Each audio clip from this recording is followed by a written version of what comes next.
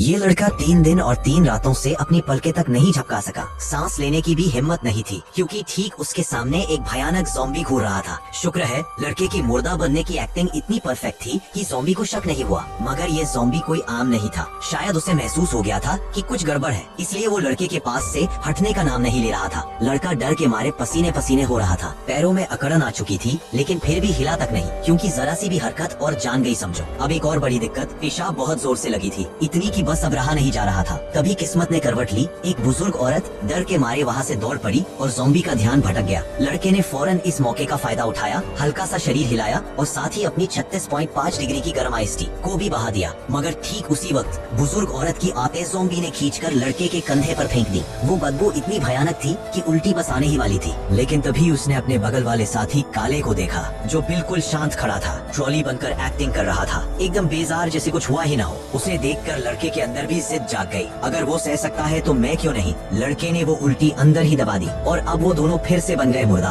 काला ने अपनी खास ट्रिक अपनाई। ज़ॉम्बी की नजरों के सामने धीरे धीरे आगे सरकने लगा। ऐसा लग रहा था कि अगर उसे 1 साल और मिल जाए तो वो सच में भाग निकलेगा। लेकिन तभी एक कटा हुआ इंसानी सिर सीधे उसकी गाड़ी में आ गिरा। उसकी गर्म बदबू ने काला का दम निकाल दिया। उसने सब कुछ उगल दिया। अब ज़ॉम्बियों को समझ आ गया हमें बेवकूफ बनाया गया है, और फिर पूरा झुंड टूट पड़ा उस पर। कुछ ही पल में काला चित्रों में बंट गया। लड़का ये सब देख रहा था और समझ चुका था अगर अब नहीं भागा तो मेरी भी वही हालत होगी।